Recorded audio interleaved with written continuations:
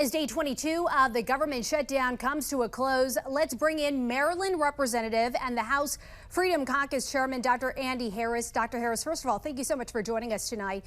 As you know, the shutdown largely over the extension of the health care subsidies. So to start, let's just play part of what House Minority Whip Catherine Clark said in a recent interview about the ongoing stalemate. I mean, shutdowns are terrible. And of course, there will be, families that are going to suffer. We take that responsibility very seriously.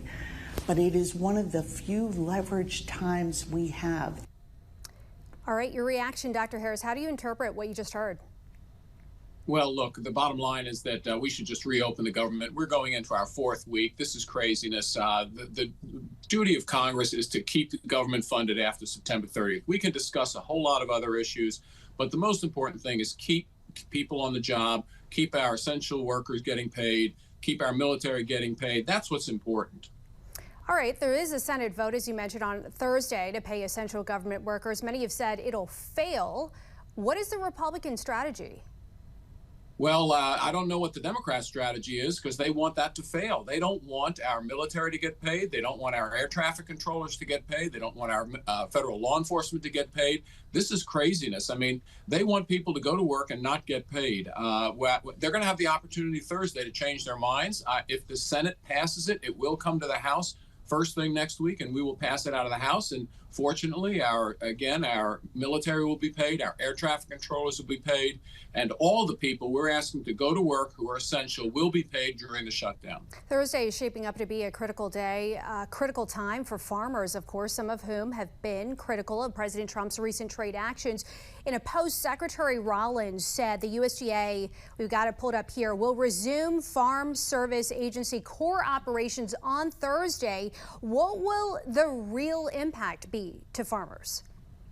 Well, obviously there is an impact if the Farm Service Agency stays closed. They can't process the paperwork that our farmers need to get the help from the federal government, whether it's loans, whether it's, again, crop insurance, things like that. The bottom line is that the president, again, has figured out a workaround. He shouldn't have to. The Democrats in the Senate should just vote to reopen the government. But just like he figured out a workaround to get our military paid on that first mid-October paycheck, he's going to do a workaround on the Farm Service Agency, and thank goodness for our farmers. And obviously, both sides are wanting this government shutdown to end. The longest one lasted for 35 days at the end of 2018 to 2019. I know you were in office during that time, obviously a different time. How is that different from what's going on now? Well, now the Republicans say, look, let's go ahead and keep the government open. At that time, it was the Republicans who wanted to repeal Obamacare. At this time, it's the Republicans say, look, let's keep the government open and we can negotiate all the other side issues. But again, that's the big difference between now and 2018. Obviously, day 2022 come to a close. What are you hearing from your Senate colleagues? Look, we hear that they may keep it closed through Thanksgiving, and that would just be terrible because, again, our military, our air traffic controllers, they will miss paychecks. We're asking them to work, but they're not getting paid. That's just not right. The Senate should pass that bill Thursday.